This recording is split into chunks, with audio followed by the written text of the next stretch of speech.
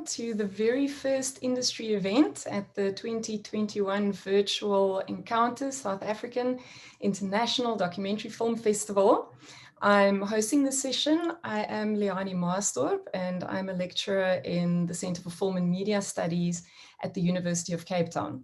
We are very, very proud to host this session in collaboration with Encounters. We have a long-standing relationship with them, and it would not be a normal year if we didn't host something or present something at the festival.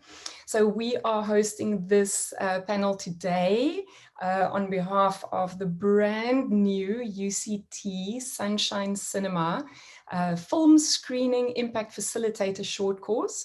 It's a course that we're very proud of. We have just started our pilot round of it, and from next year it's going to be open to the public. So please watch our UCT social media and the Sunshine Cinema social media, because we will be sharing calls for applications for that. It's an amazing 6-month course where we cover 6 modules related to the field of impact, and it's aimed specifically at those people who go out and host impact screenings, whether that's in the, in the real life or virtually, but the people who find the right audiences for the films, who organize the screenings, market the screenings, and then also facilitate the post-screening discussions. So people who are very well connected with the communities that they screen the films in, who understand audiences, who understand the field of social change and how film fits into that.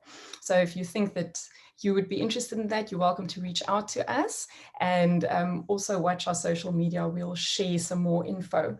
I'd like to prompt you at this point. I'm going to ask the lovely Liesel Vermeulen, who's joining us today in the background, whether she could just post a link to the Murder in Paris trailer for us. We're going to screen the trailer in a minute or so, but I know that the quality is not always fantastic if you watch the trailer streaming through Zoom.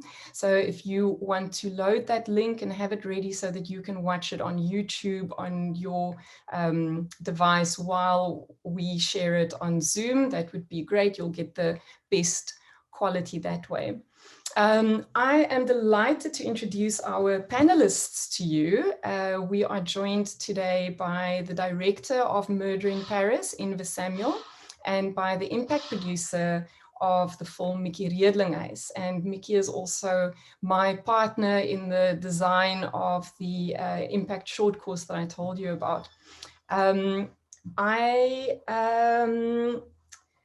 Murder in Paris is a very striking, wonderful film that I really hope that you will all watch at this festival, because it's screening year. It's its South African festival premiere.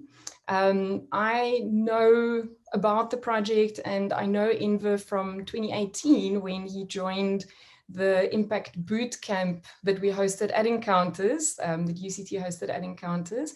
And that's also where he met Mickey. And after that Impact Bootcamp, Inve came back the next year in 2019 with Liesel to pitch this film for support, which they then won. So I've known this campaign, I've followed it over the years, and it's a beautiful film that does a really important piece of work around erasing erasure. And you're going to find out all about that later. And also plays a very important role in social justice. And social justice and human rights and the environment are topics that we're very interested in impact producing. So because this session is presented under the banner of our short course, we do want to make this not just a casual discussion, but we want to give you something tangible that you can take out of this session. So we have structured it in such a way that there are some key points that we're going to be discussing, including the evolution of the impact campaign, the inspiration for it, and very importantly, the 3 guiding goals that the filmmaker and the impact producer have in all of their work. But without further ado, I'd like to jump to my first question for Inve. And Inve, it's clear that with this film, the impact strategy didn't come after the making of the film. The idea of effecting positive change was very much part of the genesis of this project and the inspiration for this film. Could you talk a little bit about that? How you came to this project and what you were guided by in terms of the production? You'll just have to unmute before you start. Hi, and thanks for having me. So I guess, Leonie, it's very true what you've said, because in 2017, when I sort of stumbled on the story, around about April, when I was at a documentary festival in Switzerland and met a close family member of Dulcie September's, and that's how the ball started rolling when he asked me, why don't you do something on my relative? So then that's how it kicked off. And basically, when I heard about the impact workshop run by UCT in 2018, I knew then that was something to identify in tandem with the production, because I knew that it wasn't just only going to be about the production, but that there had to be some rollout after the production was complete and after the broadcast. So I think it's true that early on in the conceptualization of formulating everything, that I recognized the power of impact. And I think it's also from having seen documentaries like the miners shut down, Riyadh's documentary and Aliki's documentary, that kind of gave me that impetus to inquire more about the power of impact campaign. Yeah, that's something that's inspired me from the beginning about your project. And I think this is the perfect moment to play that trailer so that all of our attendees have an idea of who Dulcie is and what the film is about. The African National Congress is the alternative force, and it's just a matter of time before the ANC becomes the government in South Africa. That was a major shock, to have someone shot like that, and in such a cowardly manner. La France a été choquée, vraiment choquée. Dulcie must have been on to something. To assassinate 80 person in a foreign country is a very big decision for these guys. They could do it in Africa, and they did it quite a lot. Pourquoi on l'a tuée, elle? Why? Why Dulcie at that time? Parce que la vraie question, c'est pas qui, c'est la question pourquoi. A cold case brought to life. South Africa had made a deal with France for nuclear power. So from the 70s onwards, we were monitoring South Africa's nuclear weapon capability. Our nuclear program was a huge secret, probably the biggest secret. R5 trillion was spent between the mid-70s and the early 1990s. If Dulcie September had stumbled across the network of money and weapons and intelligence agents that were supporting the apartheid regime at the time, there's no doubt that she would have been an obstacle to some of those powerful players. We found that a 17-kilogram bomb was placed on the door of our office, timed to blow us up on Monday morning at 9. The apartheid regime had agents all over. You had to be looking over your shoulder all the time. There was definitely decisions made about targets. People were actually on the type of a target list. 30 years of searching for answers. My subjectivity with regard to who I thought that the enemy was, namely the evil, racist, white minority regime in Pretoria, actually hampered my search for truth. I was chasing right-wing death squads and not looking at the left wing at all for years. She's investigating something at a time when the entire apartheid edifice is falling apart. And I think that's a particularly dangerous moment to be asking questions. She might have been onto something that wasn't wanted known then, and perhaps is still not wanted to be known. Today, the search continues. We need to question who profited the most from her murder. Murder in Paris.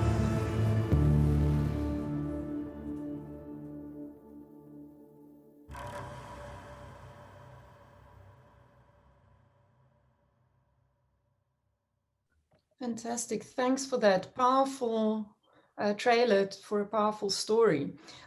Mickey, I understand that from the very beginning, Enver was guided by 3 goals that linked to the change that you wanted to effect in the world with this film, and that those were also inspiration for your work when you started working on the impact strategy. Could you talk us through that? Yes, thanks. Do you mind sharing that slide?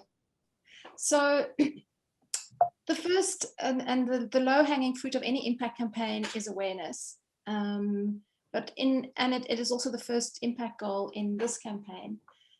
But we are calling that the un-erasure. We're calling that aspect of the campaign un-erasure, Dulcie. And we're going to talk about that a little bit later in more detail, why we've chosen that term for our awareness aspect of the impact goal campaign. Secondly, our big driver is justice for Dulcie.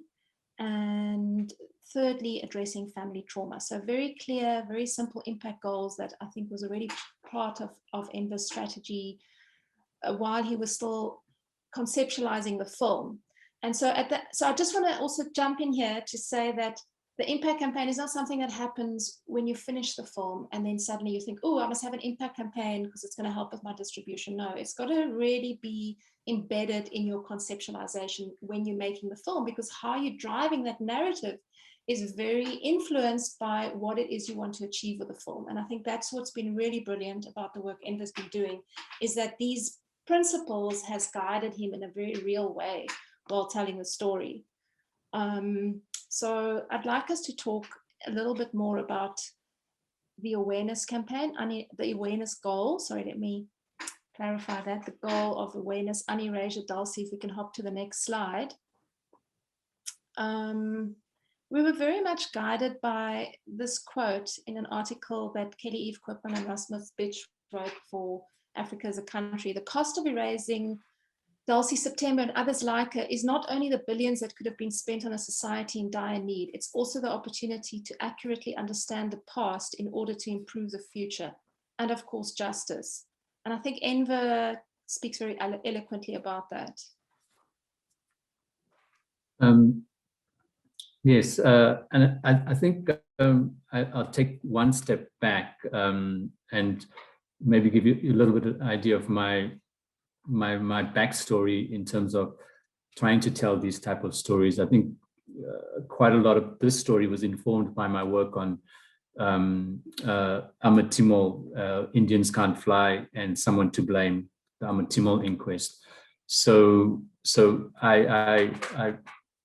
I've already from then started to see and recognize the power of a successful strategic impact campaign. So I drew on that background to really hone and shape this impact campaign, or the possibility of an impact campaign. Because in the beginning, the struggle was how to fund this damn documentary. But always in the background, I knew that there was going to be something strategic that needed to be in place, because it wasn't going to be that the broadcast date was the be all and end all, but that the documentary had to take on another life of its own after the broadcast, which it is actually doing at the moment. My wife said, "Thank God the documentary's over. Now you can back to normal." And it's been far from normal. It's like another job now. So this un-erasure of Dulcie September is ongoing, and it's a common thing that during the production from 2017 to 2021, early February, throughout the process, when you tell people about Dulcie September, generally, if you're not within ANC circles, the question is Dulcie who? Dulcie what? Dulcie, who is that? And then when you explain, it's oh my, why don't I know about this person? Why didn't I know about this person? So I think that has begun.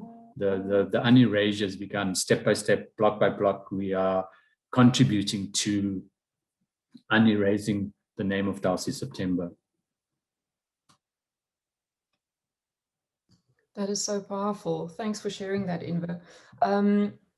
I'm so sorry, whenever I move my mouse, it seems to make the slide jump to the next one. Mickey, do you want to talk a little bit about the media visibility and engagement around this, or shall we ask Inva to continue? I'm happy to jump in, Enver.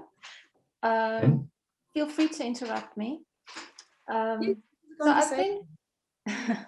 I think that key to this process has been building a community, and Liesel Vermeulen, who's the co-impact producer on this project and also posting a lot of very useful information in the chat currently, has been working very hard on building a community alongside Enver from 2018 already, reaching out to people, gathering names, and we're going to get into the details of that work a little bit further in the process, but it's about just gradually placing the story out there, putting Dulcie's name out there, getting people to interact on social media by subscribing to a newsletter.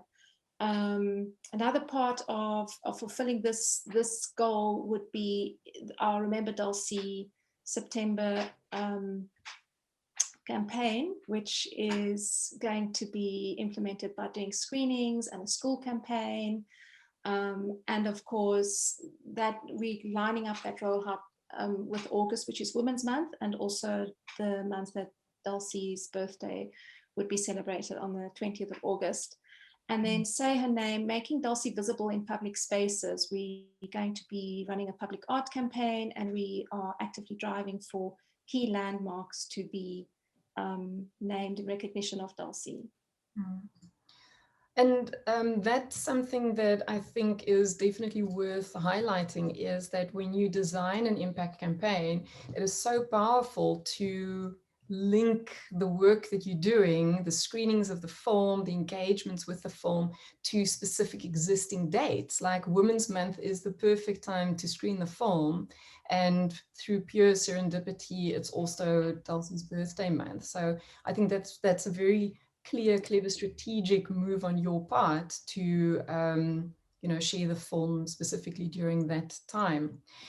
Next, we're going to talk about the Justice for Dulcie aspect of the campaign, the second goal. And Inva, would you mind sharing a little bit about that with us? Okay. I think that was one of our sort of pinnacle goals. Currently, it's become one of our pinnacle goals. But just to give some context about it, it's basically the family of Dulcie September who have always been looking for answers, and it's now 33 years later, despite the ANC, President Oliver Tambo saying at a funeral that we'll leave no stone unturned to find the killers of Dulcie September. And it's 33 years later, and the family are still suffering from the anguish of not knowing. So the Justice for Dulcie is like a core part of the impact campaign. And the family had already started to try and seek and get answers. The TRC failed them, the French courts failed them. So they have recently, and I must say that this work had started already. It wasn't just because of the documentary. That's a family initiative to get the case reopened, which is happening at the moment. And I'm pleased to say for the impact campaign that the French lawyers working on the case have said that they will introduce the documentary as part of the evidence submission to get the case reopened. I think that is a very important point to highlight, that we must keep circling back to this idea that the film forms a central part of the social justice work, or what the social change work that's being done as through this campaign. Without the film, there's no campaign. And that also, if I can pop a follow-up question in here, it's also really important that the film that forms the center point of an impact campaign is a really powerful and a really strong film. And Inva, you've really made a beautiful cinematic film. And I think we're going to talk a little bit later about some of the decisions that you've made in terms of your distribution strategy and some of the sacrifices that you've made, because this is the kind of film that could have a world premiere at a high-profile international festival. That could be an opening night film for a festival, and you made some sacrifices because of your impact campaign. But I think that we're going to come back to that a little bit later. Mickey, could you give us an overview of the evolution of your strategy? Because we've talked a little bit about those three key goals that guided you through the filmmaking and the strategy design, but how did the strategy actually come about? Leonie, I do want to talk about the strategy, but just quickly, your finger slid over the slides again and you skipped our third impact goal. And I think this is really, yeah, merci, Dulcie. I'm going to ask Enver to talk about this, because this is very close to his heart, specifically in relation to his other film work. Yeah, so I guess, I mean, when you get asked why you're doing this, I kind of draw back again to the Ahmed Timol case and the Ahmed Timol documentaries. Getting a window into the access of the family's trauma of not having answers. Where are the bones? Why were you killed? How were you killed? It's pretty, when that window's open for you as a observer making a documentary, you start to realize the pain and the anguish, and you pick it up in the body language. During the Ahmed Timol inquest, families were coming to the inquest to seek answers, because this was going to be the pathfinding case. So you just pick it up. It's the bodies are bent, the language, the voice. So I guess that in some ways my driving motivation to try and tell these stories, because I got an inkling into this pain and anguish of not knowing, and I feel compelled to in a small way to carry on trying to do this, because just like with Ahmed Timol, and Dulcie September, there was a lot of who are these people? Why don't I know these people? We know Tambo, we know Sisulu, we know Mandela, but why don't we know these foot soldiers and these heroes and heroines that actually ultimately paid the ultimate price and gave up their lives for where we are today? Absolutely. If I can just jump in also, I think that motivation drives the third goal in the impact campaign, which is about using the film to address family trauma, to open dialogues, to talk and to revisit this unresolved pain. Not that we, for 1 minute, think the film can offer resolution, but I think there's a certain healing in recognition and dialogue. Yes, there's definitely, as you mentioned, dialogue. There's a huge role that the film can play in opening dialogue, and not just about Dulcie September, but for anyone who's suffered trauma and whose memory has been erased by the apartheid movement and what happened during those years. Okay, so Mickey, shall we jump ahead to an overview of the campaign evolution? So when I joined the team, Enver and Liesl had already outlined those very three goals, and my role was to start working with them as a team and to think, okay, how are we going to turn these goals into a strategy? And the first step I want to say to anybody out there who's thinking about an impact campaign for their film is research, research, research, and planning. And we went through a very participatory process, with the family being really our first port of call, because they've been in this for 33 years, and even prior to that, picking up Dulcie's struggle. So so we spoke to the family, really tried to get what is they want the film to achieve. And we spoke to the legal team. What do they want the film to see? To NGOs and civil society working having a lot of knowledge about the topics that we address in the film. The arms trade, for example, which you'll see is central to the story. So speaking to Open Secrets, the Legal Resource Center, the Nelson Mandela Foundation, and a lot of the work that Ember did in the film his research fed into structuring the impact strategy and then planning. And along with that, flowing out of that is building partnerships. It's really important that you get strong partnerships when you want to implement a campaign, whether it's a funding partner, an organizational partner, a screening partner, a broadcast partner. So building those relationships, and whatever that partnership is, to really treat it like a partnership. I think one of our key and our earliest impact partner is the Nelson Mandela Foundation, and what they bring to the campaign.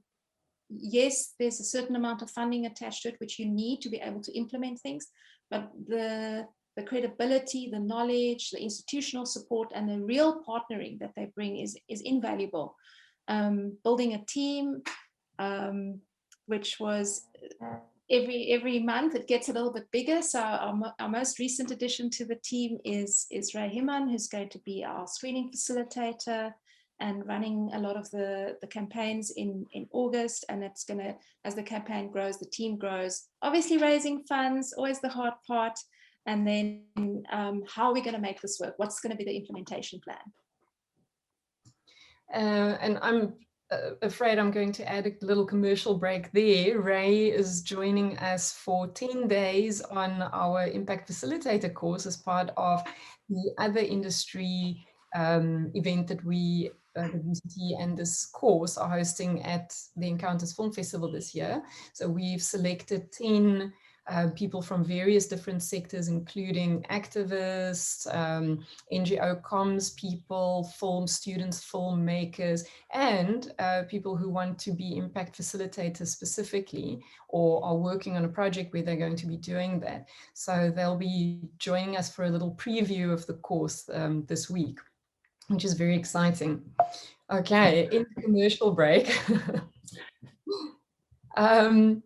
The next aspect that we are going to is to look a little bit more at what actions you've taken. And Inve, if you could jump in and talk about that a little bit, because your actions actually started before Mickey joined the team as impact producer. And all along, while you were producing the film, because you had those impact goals in mind, and because you knew that you wanted to make change, you already started using social media, and this also informed your strategy in terms of the release of the film. Yes, very true. So, so I guess for filmmakers out there listening, the advice that I could give was that I recognized the need to do this, and then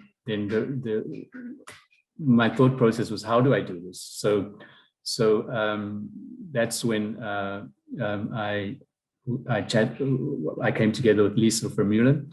I'll call her the horse whisperer of the newsletter and social media, you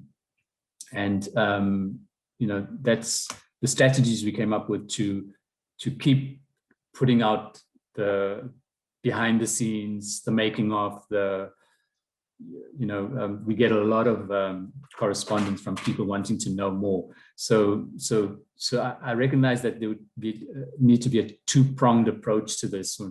One was the social media, and one was the sort of overall strategic implementation of the impact campaign. And that's when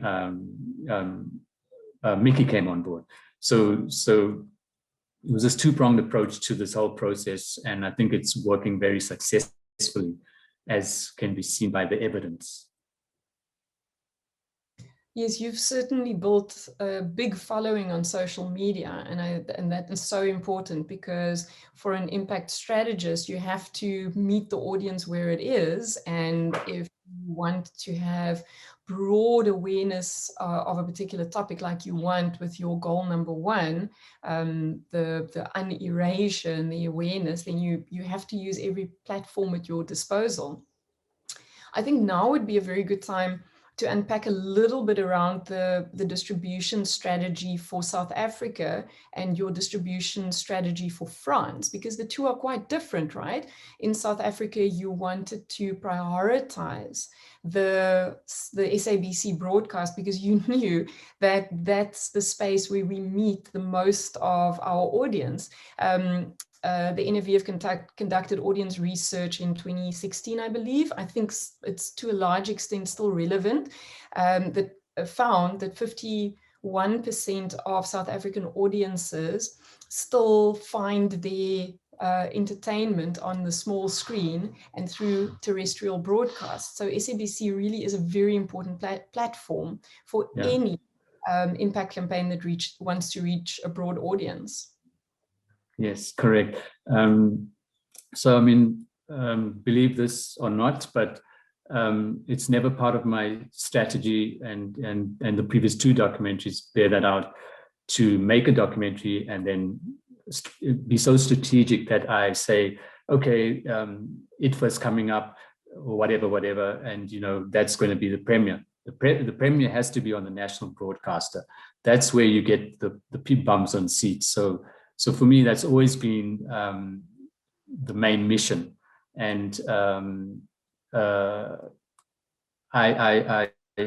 done it with the 3 documentaries I've just made. So I really feel that if you're making these type of documentaries, that the more people that see it, the better, because that's contributing to the un-erasure. So I pushed with the SABC3 to also get the documentary shown on a significant day, and that was Human Rights Day. So that was also critically important. The first part was broadcast on Human Rights Day, and the second part was broadcast one day before the 33rd anniversary of Dulcie's assassination. So, and I think going this way has borne some fruit, because the documentary made the top 15 of the ARs for the SABC3, meaning that quite a considerable amount of people watched the documentary. So for us, in terms of our campaign, that's exactly what we want. For people to see the documentary. It jeopardized my film festival chances or whatever, because it can't be entered into official competition. So that's something filmmakers must keep in mind. But for me, that wasn't a reason to roll it out. Yeah, and I think that's such an important point to make for any impact strategist, is that the distribution strategy should be an integrated strategy. We hosted a panel last year with the distribution team behind the award-winning film For Summer, and it was also very clear from what they said that they leverage a festival release and the media attention that you can garner through that for their impact goals. So having a festival release, broadcast, streaming, all of these different ways of distributing the film can actually benefit your impact campaign. Could we shift a little bit to talking about what your plans are for France? How are you going to approach France differently from, one thing that I wanted to say for those in the room who are not familiar with SABC ARs. So these are the measures of how many people watch a particular program that they broadcast. And I just want to highlight what Enver said, that Murder in Paris was in the top 15 for that month, considering the that's being measured against other forms of entertainment like game shows and soap operas and feature films, or fiction feature films. It's really important to note that it's a huge achievement. Thank you. So basically with France, and I mean, France is clamoring to watch the documentary. I mean, Dulcie was there for 5 years. If you look at the archive footage during a funeral, you'll think that it was a funeral for a rock star. The streets of Paris were lined with figures up to from 20 to 60,000 people came out for a funeral. So France is a territory that we have to explore, and currently we are recutting the documentary for a European audience, and because we had a part 1 and part 2, so also shorter. And once that is ready, we will be taking it to France and entertaining deals with distribution. But I must say that this new cut for the European audiences, am I letting it out of the bag, Mickey? But it ends with President Macron saying saying something significant. I think Lisa was already let the cat out of the bag in the chat. But we can come back to that and highlight that. And so this brings us back to the second goal of justice for Dulcie, right? Because the court case is not based in South Africa. The court case is based in France. Could you both talk a little bit about that aspect? Okay, I'll start. So this was always a tricky case with the TRC here in South Africa because it's a case that happened on foreign soil. So that's been the dilemma with further investigations in South Africa. They had an investigation in France, but after a couple of years, I think they looked into 4 years, 3,000-page document, the verdict was inconclusive. So the family, to their credit, have kept on looking for answers, kept on knocking on doors, and that's the process we're going through right now. That towards the end of the year, there will be, hopefully, we keep our fingers crossed because the papers have been submitted, that they will actually return a verdict of opening a new inquest into Dulcie September's assassination.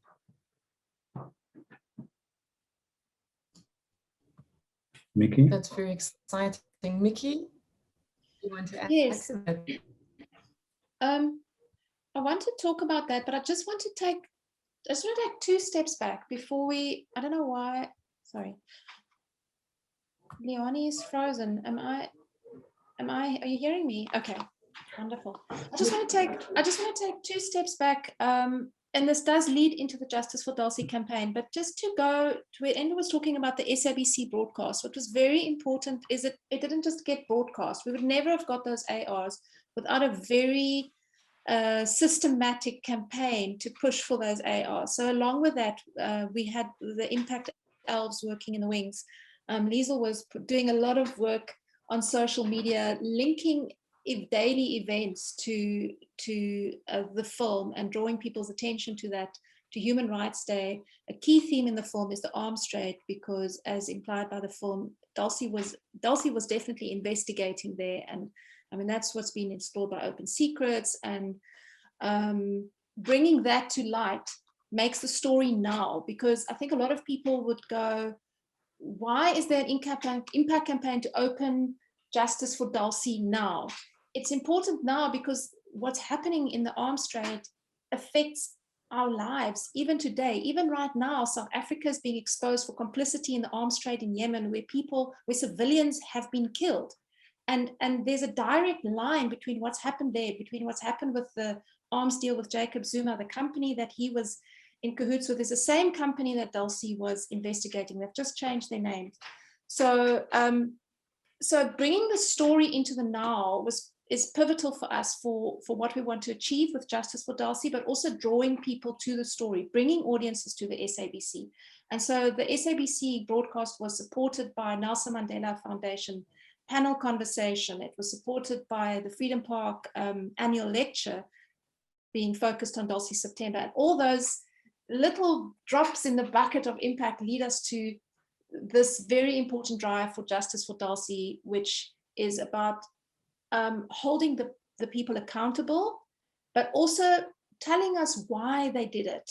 That comes across so strongly in the film. Why Dulcie? Why, of all the activists, the anti-apartheid activists, was she targeted, and it's in such a risky place in Paris?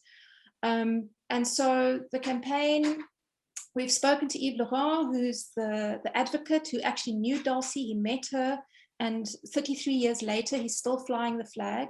And just completely inspired by his commitment, we would like, obviously, the film to support the court case as much as possible. So the film will be used as evidence for reopening the case. And then through our partnership with Nelson Mandela Foundation, we made a very bold move and reached out directly to the French president.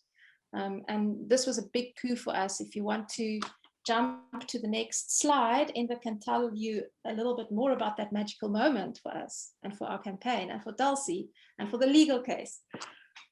So that man to the left hidden in the mask is no other than the French president, number one. And he's looking at a traveling exhibition on Dulcie September's life that we arranged to be at the Nelson Mandela Foundation. It come from Freedom Park to the Nelson Mandela Foundation.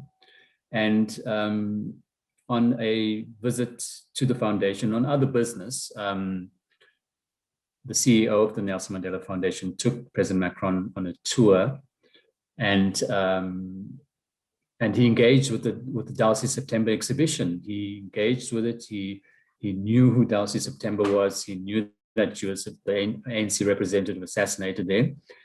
And for us, he uttered the immortal words, "We will look into it."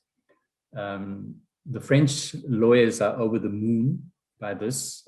They're using this part of the record here as contributing to their submission. And for an impact campaign, it's like the pinnacle in terms of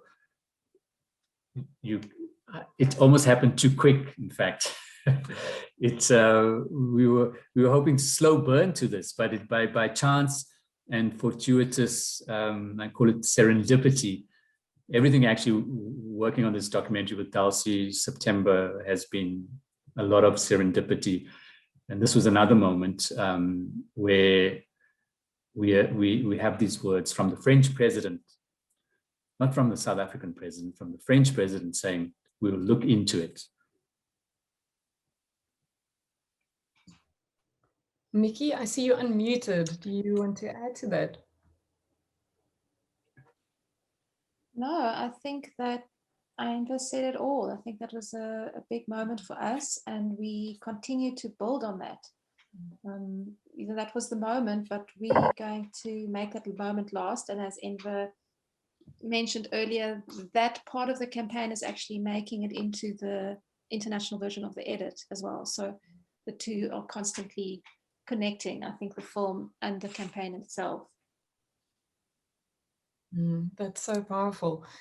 Just bringing that back for everyone who's joining us for the session. So important that you've got that conversation between the film and the impact campaign, and that the themes of the film and the events in the film link to your impact goals and vice versa, because otherwise your campaign is going to fall flat if there isn't an incredibly strong link between the film and your strategy and your campaign. So it's very... Liani, maybe the one thing I can add is that we've linked that event directly to we've been planning our petition for a while, and we were looking for the right moment to let the petition out and the right moment to hook it to. And so we have, in fact, hooked the Justice for Dulcie petition to the French president's visit and his commitment to look into this, which you'll see on the next slide. It's waiting in the wings, and we hope that everybody here and everybody who sees the film is going to engage with that and take action. Absolutely. I sincerely sincerely hope so as well. We want to leave some time for Q&A, so if you have any questions, please post them in the chat now. And we also have somebody who's going to be feeding questions from the live stream on social media. I'm not sure how many of the questions we can get to. We did have a slightly late start this morning, so I'm hoping that the accountants team will indulge us so that we can go a few minutes over 12. But I think it's very important to say that this campaign, even though the work around social justice has been ongoing from the genesis of the filmmaking, the campaign is ongoing. And I guess you anticipate that it will run for some years. And we talked before the session started, you know, both of you, Enver and Mickey, you pointed this is something that people sometimes realize when they get involved with a film going to that film to effect change. It's you in it for the long haul. You have to commit, and that's why it's so important to have a strong team around you. And Enver, as he alluded to earlier, wouldn't be able to do this alone. It's a very, very heavy load just for the filmmaker to carry. So it's so important to have your whole team around you that can help you, because looking forward, you know, you're still very much working with your first two impact goals, remembering around the hashtag, and you will in the film to do the healing work as well, to open conversations and to create space for people to talk about the trauma that they've suffered and the people that they have lost and that they mourn. I see my internet connection is a little bit unstable, so if I go down, Mickey, please take over. I just wanted to leave the slide on for a moment so people have time to take down that web address, but I'm sure Liesel is also posting it to the chat for us, the Murder in Paris Take Action link. And I'm going to stop the share now so that we can go to questions. Okay, so Don Bierkes is asking, how will the story of Dulcie be rolled out to schools nationally? Wonderful question. Let's hear about that. Mickey, can I point that one in? Okay. Part of, again, part of the awareness strategy was that it was going to be extremely important to take the documentary to schools and to community centers. So that's our plan, and it's a plan that's happening at the moment.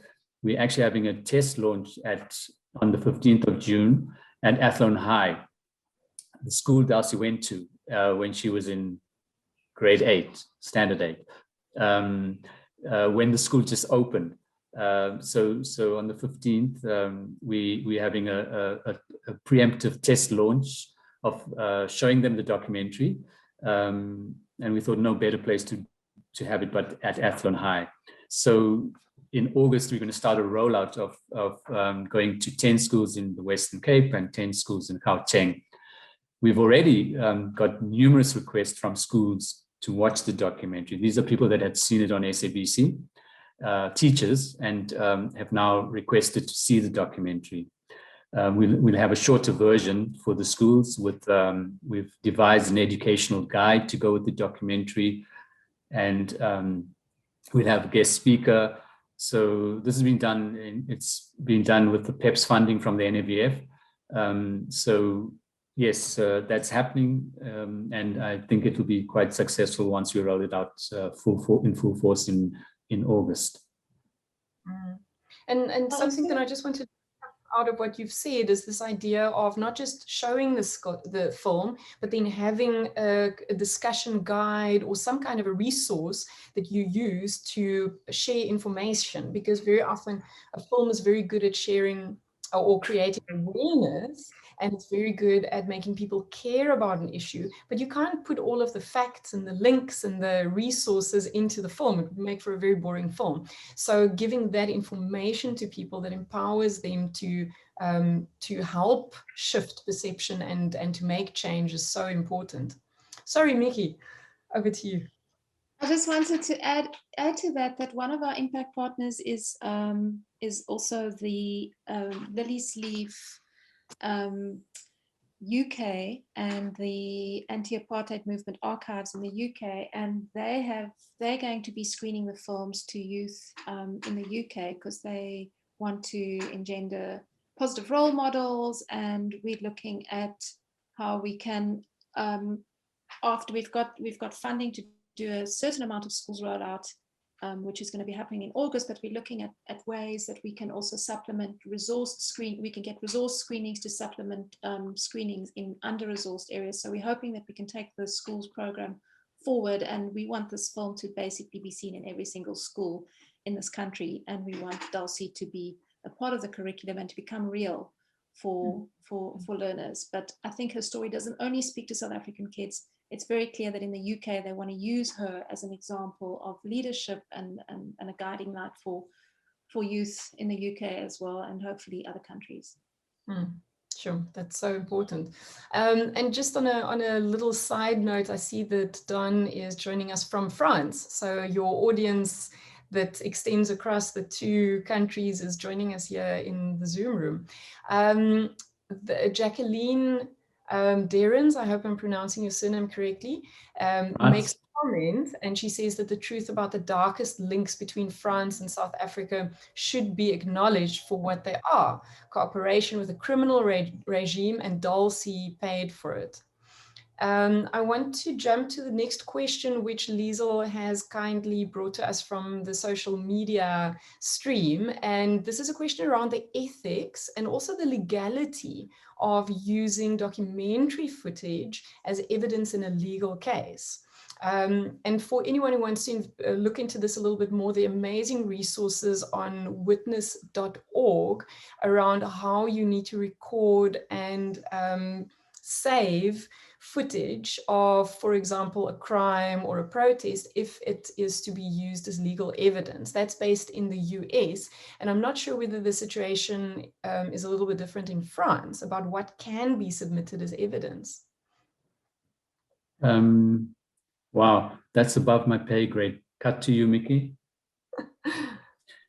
So the film will be used at this point, for you to understand where the process is in France right now. The case isn't in court. It's been denied a hearing several times, and there's now a new effort taking the French Ministry of Justice to court, because it was in Eve's words, if you can flip back to the slide earlier, it was a travesty of justice. It was what are the words that Eve uses? It was a denial of justice. It's very clear there was no justice. So the film is being used to support the application to have the case reopened. Sorry, I was looking for your slide. Okay, I found it in my own background. Okay, fantastic. We have another question that I want to go to now, which is, what was the biggest challenge in making the film? That's a question from Crime. Just to acknowledge Jacqueline. Jacqueline's also from France, and she's in the documentary. And she was very, very close friend of Dulcie's.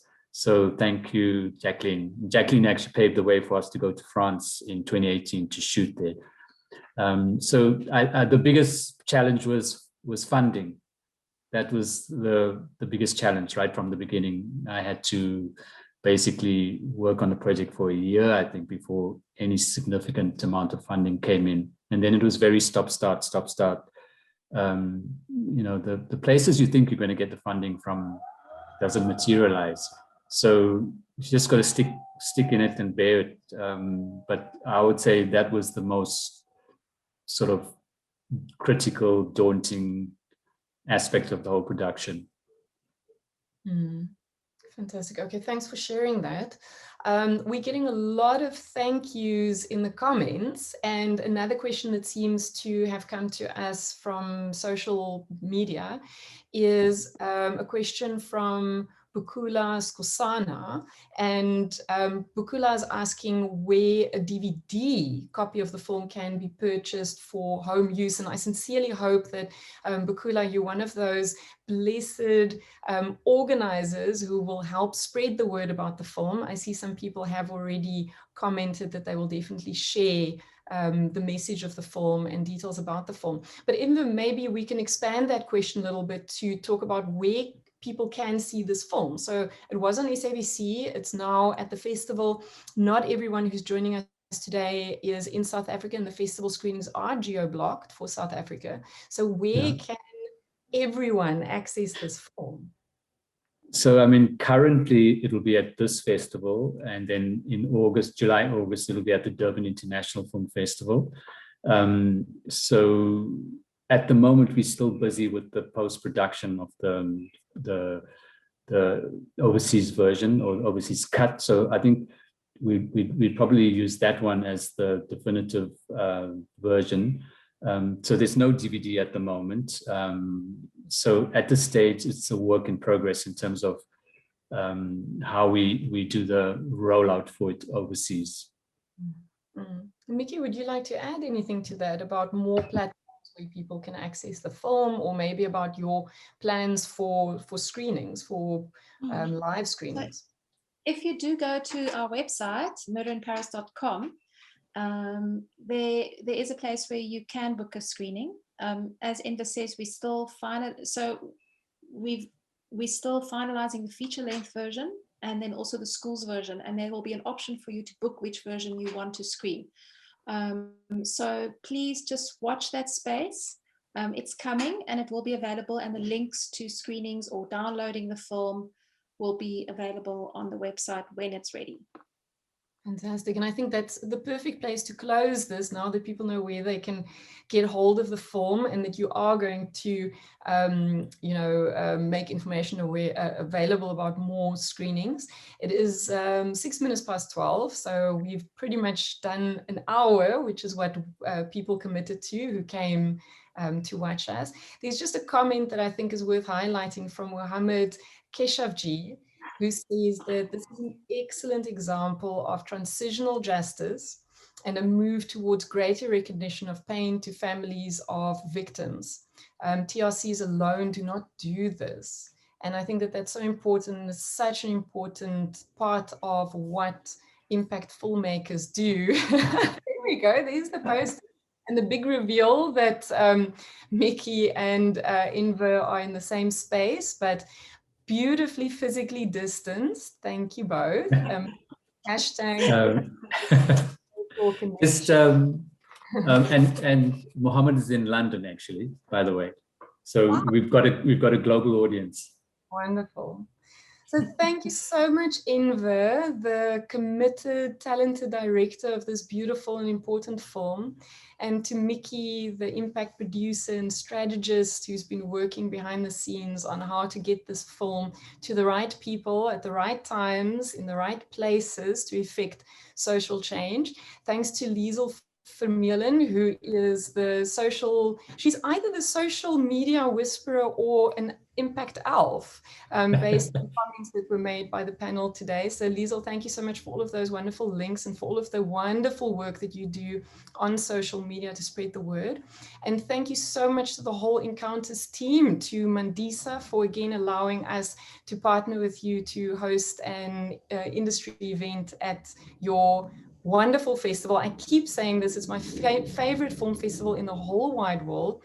And thanks to everyone for the behind the scenes support, Daryl, Taryn, Cry, and of course Tara, who is one of our key contact people, and Sharon. Thank you so much for the work that you do. We appreciate you. We are big supporters, big fans, and we just love the festival. So thank you very much for sharing your platform with us to spread the word about using film for impact.